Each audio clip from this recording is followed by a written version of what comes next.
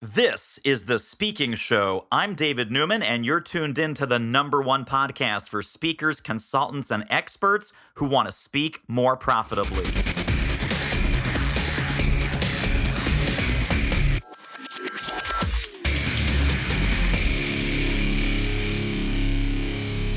Well, you may think that your consulting or professional services firm is all cool, different, smarter, better, faster, and we're here to tell you it's not. Please welcome my buddy Jay Baer. Hello, David. It's fantastic to be with you as always. I'm not suggesting that your professional services firm and consultancy is not all that. I'm just suggesting that perhaps you could differentiate a little harder. Yes. So let's start like we say in the movies. Tell it to me like I'm a fifth grader.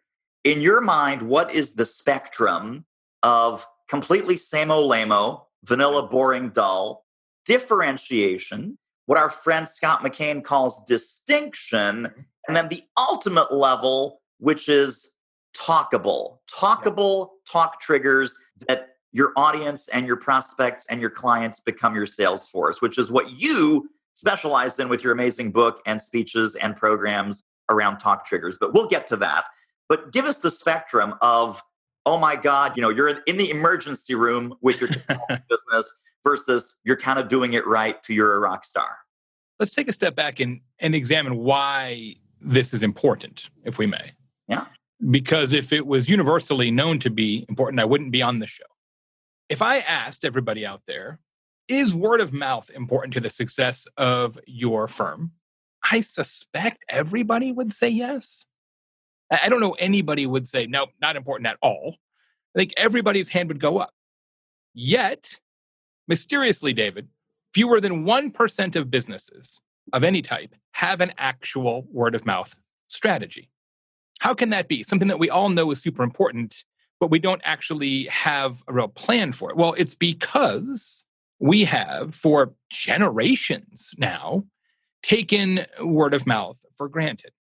We assume, and this is manifestly true, that if we just run a good business, if we just run a solid operation, if we just execute well, our customers and our clients will naturally notice that, and surely they will tell other people about us.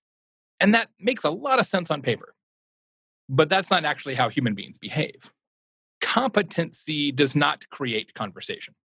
You get no word of mouth conversational credit for doing exactly what somebody paid you to do. Like, I wouldn't say, David, guess what happened? So I got up, right? And I went over there and I flicked this switch, lights went off. I wouldn't tell you that story because you know, and I know, and they know that's how electricity works. Every single client you will ever have in the history of your firm is wired the same way that you're wired, which is that you are philosophically, psychologically, and physiologically wired to discuss things that are different, that are outside your frame of expectations, and to ignore things that live inside your frame of expectations.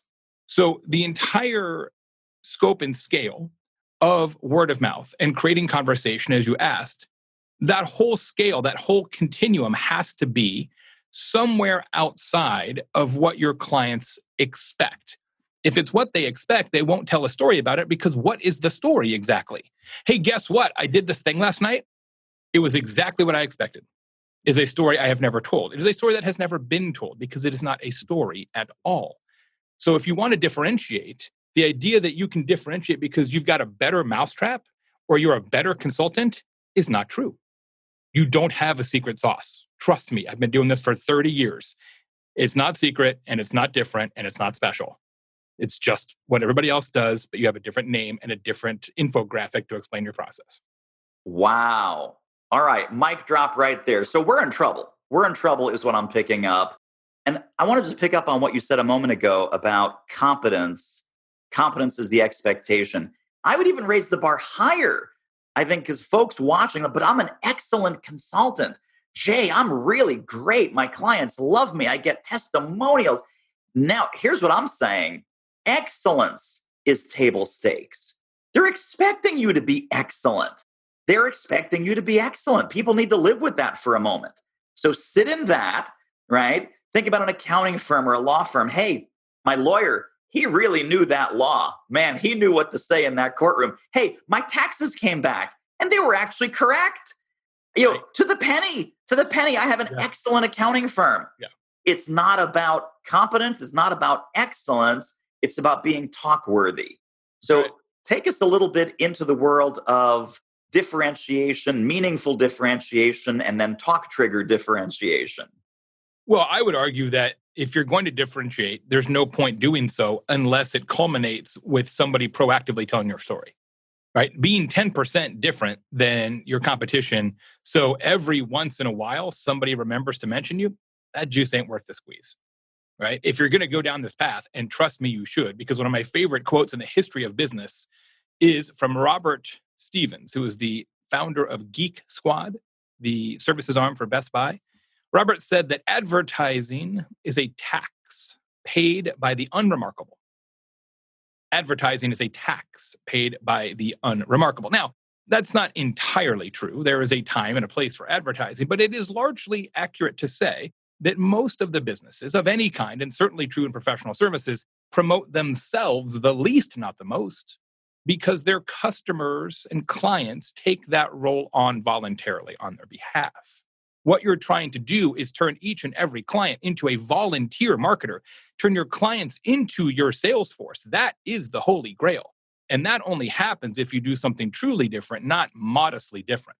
So to me, I'm not interested in being slightly different or slightly better. I'd rather just be the same and save the time and money. I'd rather be significantly different and significantly better and significantly talk worthy. To me, that's worth it. It's funny. It's funny, David, you mentioned accountants. I actually have a story about that. So you're right. Accounting, like many professional services, is hampered by the fact that fundamentally they sell the exact same thing that every other accounting firm sells. There is no accounting secret sauce because math is a principle by which we have all agreed, right? It's not like I've got different math. You don't. So they sell the exact same things for the exact same price. Like, generally speaking, unless you go to the, kind of strip mall tax prep guy, your general small business tax accountant who's probably like your accountant or my accountant or everybody listening, your accountant, they're all the same, right? They don't have a price advantage or a service advantage. But there was an accounting firm in Indianapolis. And David, you'll love this. They're called Bognidoff and Dodges. Two principals, Paul and Tim, and they have an associate and a front desk person. So very small, compact, small accounting firm. There are approximately 20 to 25,000 firms just like that in the US. Not kidding. They have a different mousetrap. They are actually talkable. They have a system where they respond to each and every client call or email within 5 minutes at all times. They've engineered their processes inside the organization. So if somebody's on the phone, the other person takes it. If they're both on the phone, the associate takes it. If they're all on the phone, the front desk person answers and says, they'll get right back to you. They have this whole schema designed to be super, super responsive. And if you look at their Google reviews, number one, they have a ton of Google reviews for an accounting firm, which in and of itself is remarkable. Every review mentions, I cannot believe how fast these guys get back to me. They're faster to get back to me than anybody. They're faster than Taco Bell. And they're an accounting firm. So it can be done. You just have to pick a thing and make that your thing. Hey, good looking. Are you currently getting paid to speak? Would you like to ramp that up? We can help. Book a confidential speaker strategy call with our team at doitmarketing.com/call, and let's see what we might do together. The call is free, but the results may be priceless. We have to claim an edge of some kind. Right. And I remember a sales training buddy of mine, I wish I could remember who, he said, he was talking about technology firms. And this is a sales training script, a little bit of a soundbite. There's probably about a half dozen firms that can help you with this size and scope of project. 3 of those firms can help you with this exact type of implementation and have worked with your exact type of industry. But we are the only firm that can do that in 90 days. Yep. So it's like there's a lot of competition. There's 6 who can do this. There's 3 out of those 6 who are very seasoned in your industry. We are in that 3 and we can do it in 90 days and the other 2 can't. Are we getting closer with that kind of talk track or not really? Yes, although I would argue that most of the best talk triggers, which is what we call them in our company in the book, a talk trigger is an operational choice that you make in your business that is designed to create conversations. Operational choice designed to create conversations. Most talk triggers are not as close to the actual provision of services as the description that you have so wisely offered up. It's usually a little bit of an adjunct to the operation overall. Let me give you a different professional example, not so much from consulting, but from medicine. Dr. Glenn Gorab is an oral surgeon in Clifton, New Jersey. Now, there are about 415 oral surgeons in the New York, New Jersey, Connecticut tri-state area. You can't swing a cat without hitting an oral surgeon. Like is true in most of American medicine, they all do the same thing. It's not like somebody's got this like super duper like tooth extraction machine that nobody else has, right? They all are using the same tools and they all charge almost exactly the same price. So what's the differentiation? How does somebody even choose an oral surgeon? Well, typically, as you might know, it's location. Who's closest to my house or who's closest to my office back when we used to go to offices? Well, that's no way to run a business. What's your advantage then? You're buying dental practices based on location? Like if you're a Wendy's? I mean, that's weird. Dr. Gorab, however, understands the power of word of mouth. Every Friday, his office staff gives him a list of names and phone numbers. And on Saturday, David, he calls each of these people just on his cell phone, Saturday morning. Says, hi, this is Glenn. I'm your oral surgeon, and I understand from my team that you're coming to the office for the very first time next week. Before you get here, do you have any questions that I might answer for you? People cannot believe it. Many of you, I'm sure, have had some sort of oral surgery procedure in your life. You had a wisdom tooth or root canal or whatever. You had some work done. And if you've got a good surgeon, they will call you the night following the procedure. Say, David, how you doing, man? How's the pain? Are you bleeding to death?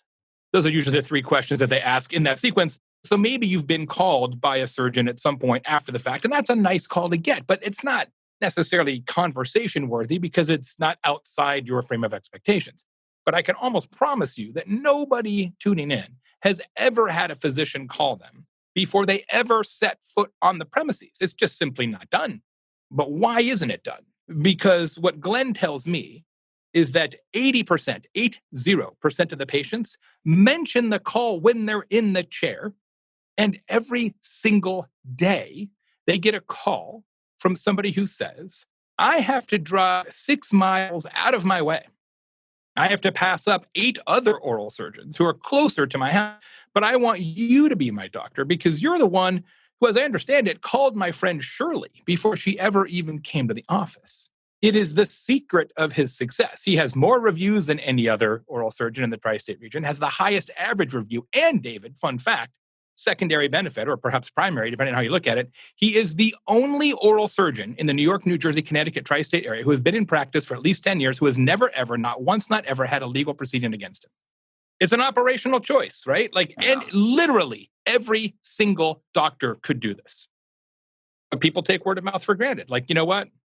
We did a good job in your surgery. They'll tell other people about it. No, they won't. So we're going to talk about some specific things that consultants and consulting firms can do. But before we get to that, because I know that now everyone's engine is like running and they're thinking, I know, Jay, here's what we're going to do. All of our consultants are going to show up sombreros and everyone's going to be talking about, oh, this is the consulting firm where they show up in sombreros. And I'm sure you've had clients that have had some crazy ideas. Oh, yes. What's the difference between a talk trigger and a gimmick? Yeah. And then where sometimes the overlap might be okay. Yeah. But where would you discourage people from going crazy on meaningless nonsense? I'll give you the full framework quickly. There are 4 requirements of a talk trigger. 4 things that must be true about your differentiator for it to work. First is it has to be remarkable. In the true sense of that word, per Seth Godin, it has to be worthy of remark, a story worth telling. As we've been talking about, it has to be something that people aren't really expecting, and that's what makes it worth a conversation to begin with. So it has to be remarkable. The second thing is it has to be reasonable. A lot of times we think, oh, we want to create word of mouth, so let's shock and awe them. But you used to see this back. We used to have big conferences, B2B, famous for this. Hey, guys, Everybody put your business card in a fishbowl, all right? And then at happy hour, we're going to draw one and somebody's going to win a Caribbean island. You're like, wait, what? Like an island? That can't be true. You don't want to overshoot the mark.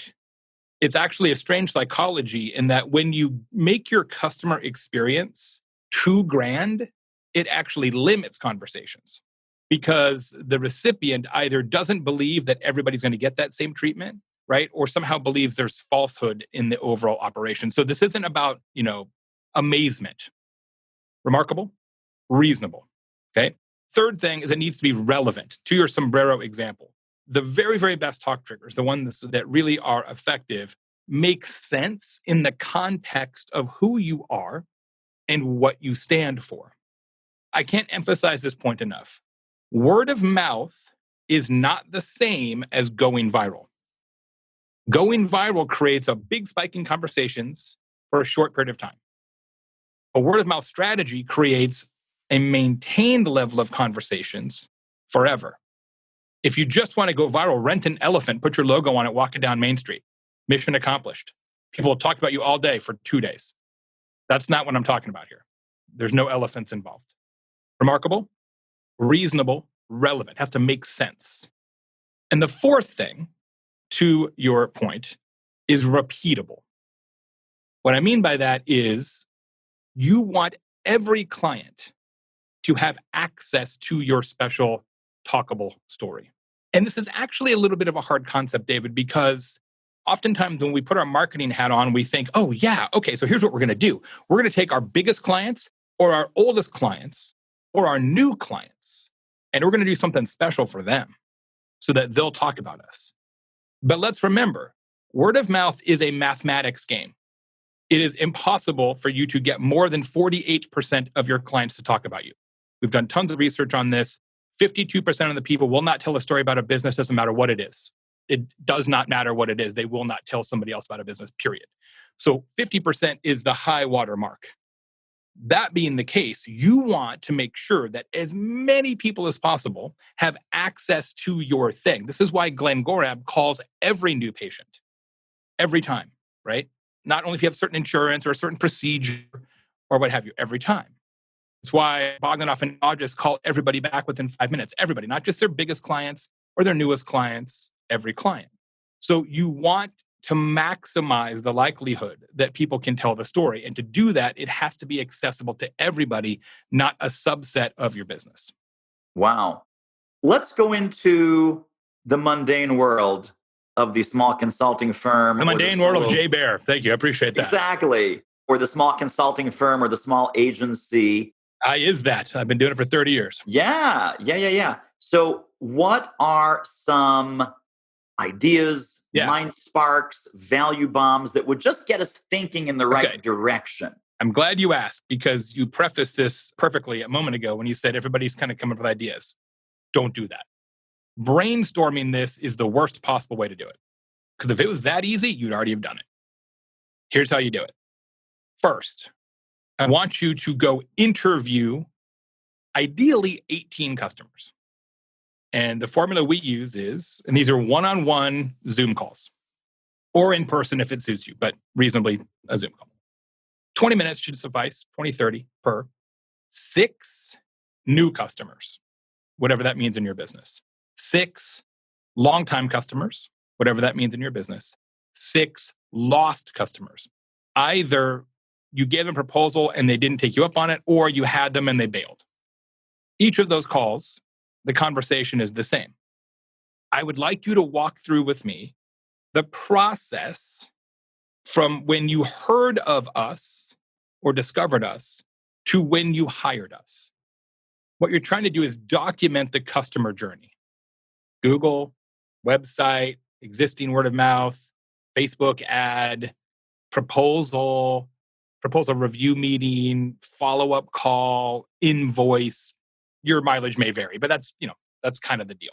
You want to get that documented by the customers. And then at the second half of that call, David, you want to ask them, okay, so for each of these touch points, what did you expect would happen? When you came to our website, what did you expect to find? When we sent you a proposal, what did you expect would happen? What you're trying to create is a customer journey map with an expectation map laid over the top of it. Why is this important? It's not important. It is literally critical. Because remember what I said at the beginning. Every successful talk trigger must reside. The gold in the river is located only in the places where the clients do not expect it. You do not get conversational credit for doing exactly what somebody expects.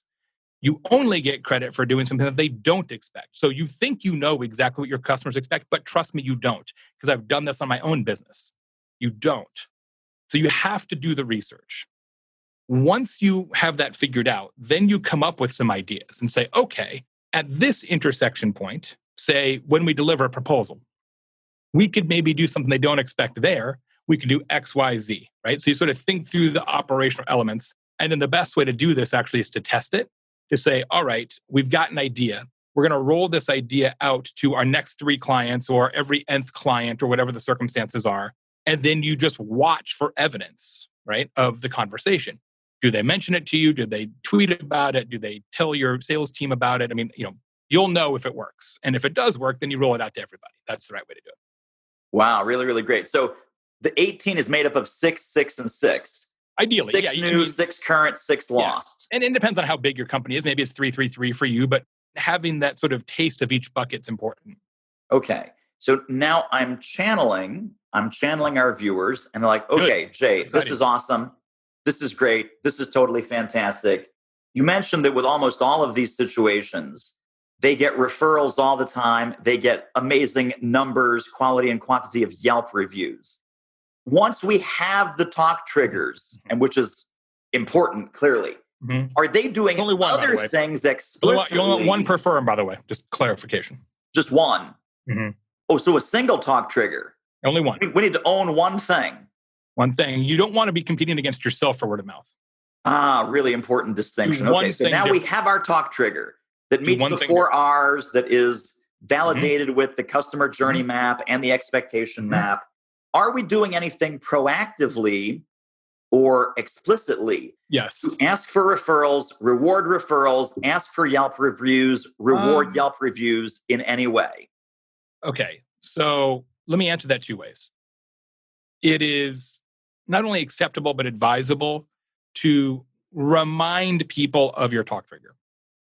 It is not advisable to turn reviews into a transaction. If you want to ask for a review, definitely. You want to ask for a testimonial, definitely. You want to ask for a case study, or who else should we call that might be friends of yours? Definitely. Do not, however, and this is not typical in professional services, but it does happen. Hey, if you leave us a review, we're going to give you $500 off your next project or whatever. Ironically, David, there's been some new academic research, even since I published the book, that demonstrates that when that occurs, when you turn word of mouth, and what's a review? It's word of mouth asynchronous. That's all it is. When you turn word of mouth into a quid pro quo, it actually depresses the likelihood that people will engage in conversation, because now they feel like they're being bought. And there's an icky factor there that actually works against you. So very much okay to connect the dots psychologically, to even nudge and request, but just don't make it if this, then that, because it typically will backfire on you. And so it both feels a little bit yucky, and the worst thing is it also depresses your actual results. You'll get fewer reviews and fewer referrals if you try to compensate people or incentivize them. Exactly. With all that dirty, dirty, dirty money. Yeah. But it is okay to remind people. So for example, my talk trigger for the speaking side of my business is that I always wear a plaid suit. I have 14 plaid suits in a rainbow of colors. And that's interesting, but it's not really talkable, because talk triggers, to be most effective, are an experience, not a bullet point. It has to be something that happens, not something that just exists. So what really worked for us, what really turned it into a word of mouth generator for my business, is when we actually took the differentiator of Jay always wears a very colorful plaid suit on stage or on camera, and made it something that the meeting planner, who is my client on the speaking side of the business, actually experiences. So the way it works is every time somebody books me for anything, they get to go to a special website we built You can go there now if you like. It's dressjbear.com, dressjbear.com. Go to the site, has all the suits there in vivid Technicolor. They get to pick out what suit I wear on their live broadcast, on their event, whatever it is. And then it goes on my calendar so I know what to wear the day of. In fact, the suit I'm wearing right now is selected by AT&T. I have a session for them coming up in the hour. I didn't pick this suit. AT&T picked this suit. And meeting planners talk about that like crazy because now it's an experience. They're part of the gag. On my website, I actually mention, hey, and guess what? You get to pick out what Jay wears at your event. You want to match your logo? Great. Yo likes blue. We got some of those. Like whatever you want, you get to pick. So, we're not saying the reason you should hire Jay is because you get to pick his suit. That seems a little disingenuous. But we do connect the dots for people, right? You give them a little nudge that's your talk trigger. Well, I want to piggyback on that. And this is brilliant, but we need to surface all the reasons this is brilliant. This is like the green M&M story. Yeah. Right? Basically. The green M&M story. And was it Aerosmith? I want to say Van Halen. Okay. So Van Halen, whoever has a very technically involved show, lots of electronics, lots of fireworks, lots of things, need a lot of detailed setup at the venue.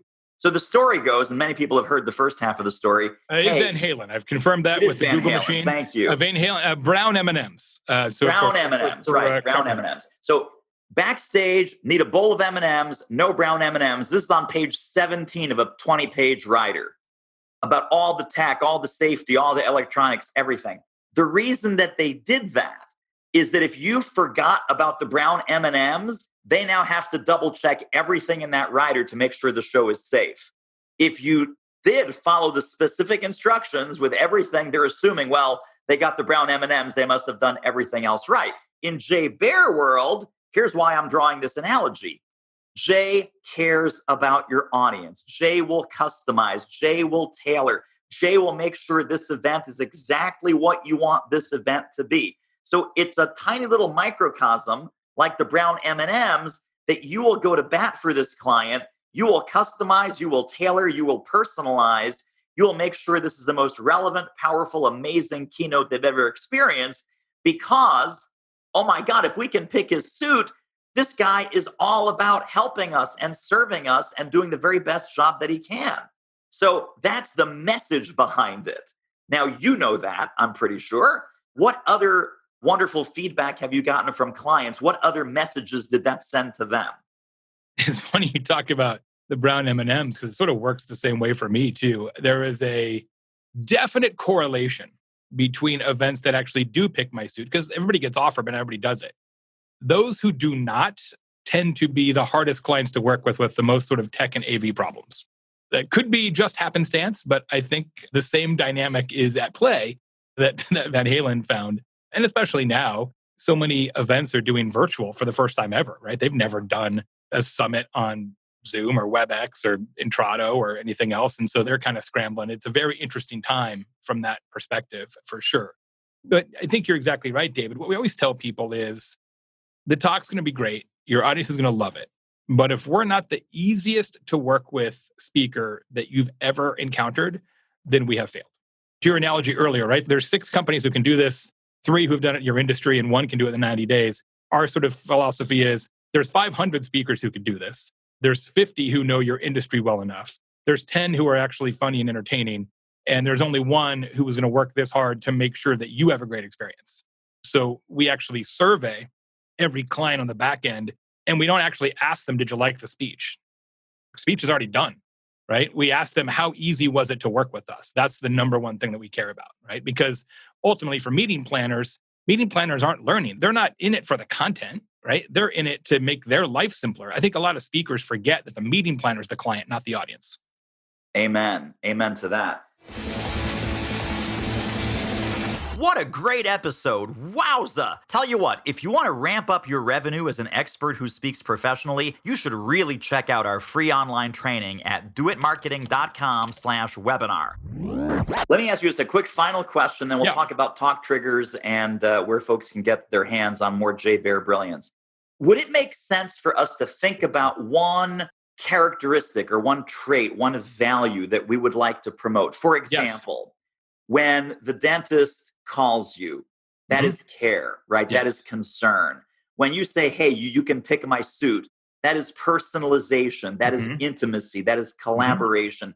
If we think of one quality that we want to project into the marketplace and use that as the focal point for our decision making process with the Yes. customer journey map, with the expectation map, are we likely to hit a pretty good target? Yes, and in fact, there are 5 of those that we've identified in the system: remarkable, reasonable, relevant, repeatable. Those 4 are non-negotiable.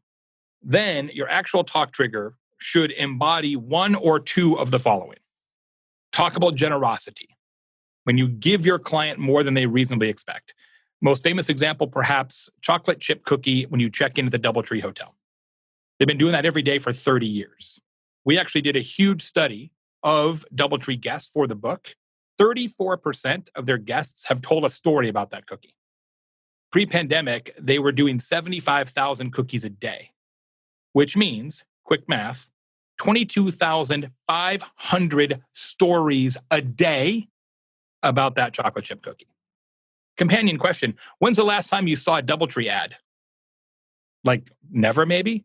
Because the cookie is the ad and the guests are the marketing department, right? They are the embodiment of a talk trigger success story. So talkable generosity, something they don't expect. Second one, talkable speed. Bogdan often dodges the accountants. Faster than you reasonably expect. Third one, talkable usefulness, right? More useful, more informative than you expect. Very similar to my book, Utility, in that regard. Fourth is talkable empathy. You're kinder, more human, more humane than customers reasonably expect you to be. And I will tell you, that one in particular has a lot of potential right now because we are living in an era of empathy deficit. Like David, you and I are both old enough to remember a time when treating customers and clients with dignity and humanity and respect and kindness, we actually didn't have a name for that because we just called it business. But somewhere along the way, we lost our way. And now we're living in this era where kindness is no longer the default setting. And that makes me a little sad as a person. But as a business consultant, I will tell you it's a tremendous opportunity because if you actually lean into that, it can be a huge differentiator. You might know the brand Chewy.com, right? The online pet retailer. That is their talk trigger. They treat their customers with overwhelming kindness. And it is one of the most important reasons why they're such a success. Last one is talkable attitude. This is when you just do something that's a little off kilter, off skew, askance, I think is a word. You're just a little more kooky, I guess is the word I would use, than your customers expect you to be. That one can be very, very effective. Is also tricky because it's typically rooted in humor. And humor, A, doesn't always translate. And B, it has to kind of be pervasive throughout the organization, right? It can't just be like, yep, and he's got this funny, you know, tagline on his business card. Like that's not really, it has to be like in the DNA of your organization to sort of be different. You think about like Dogfish Head Beer, if you're familiar with that brand, right? They're in Delaware. They've always been kind of a little weird, a little different, a little always sort of pushing the envelope. It is in their ethos, right? So that works for them as a talk trigger. Would not work for Miller Lite, right? Because you can't claim kooky if you're the big guy.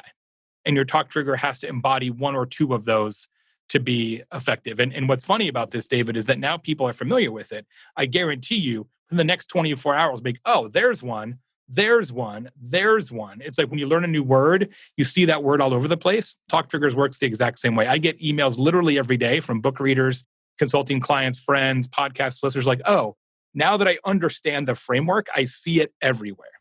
So we will start to be educated observers of talk triggers as we Indeed. start to create our Indeed. one and decide which one that should be. I'm glad I found mine because mine's the 5th one. I'm like Captain Kooky. I'm the silliest person that will ever help you make money. There you That's go. right. That's my And you do talk it, trigger. but the key is you do it consistently, right? It's Yes, not I a do. show.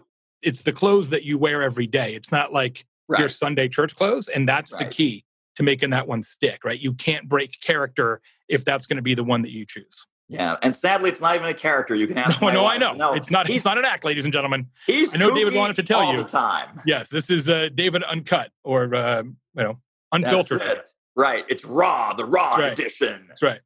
Well, Jay Bear, tell us where we can get connected and stay connected to more of your brilliance, the Talk Triggers book. What else do we need to know about? Yeah, a couple things. If you go to talktriggers.com, that is the home of the book.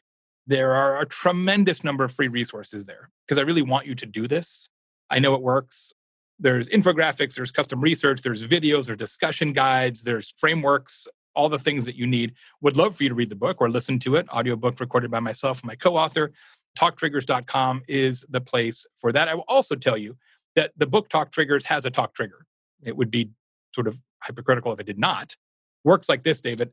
If you buy the book and you read the book and you don't love it unconditionally, I will buy you any other book of your choosing, period. So far, out of the many, many, many, many thousands of books we've sold, I've had 2 takers. One guy emailed me and said, Jay, I love the book, but there's not enough case studies. To which I thought, well, there's 32 case studies, so I don't know how many you think I could put in a book, but okay.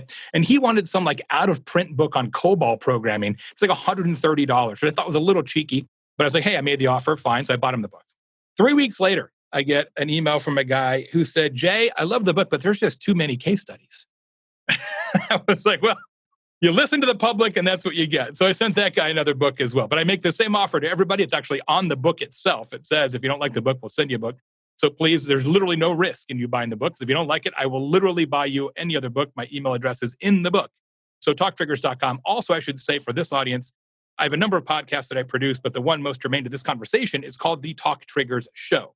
I'm no longer making new episodes, but there are 20 episodes. Each one is a Talk Trigger case study that talks about a business, how they did it, and why. Each episode's only 7 or 8 minutes. You can get it on YouTube if you just search Talk Trigger Show, or wherever you get your podcasts, just search Talk Trigger Show. They're quick, tight sound bites that will get you super fired up and inspired. Brilliant. Thank you, thank you, thank you, Jay. This was tremendously awesome. People are not going to go out there. They're going to do the Talk Trigger. They are going to be remarkable and remarkably successful, all thanks to you. My pleasure. Delighted to help. Always good to see you, my friend. Thank you. You too, buddy. All right, over and out. And next time we'll talk about alpacas, but that's a whole separate ball game. I can tell you a lot.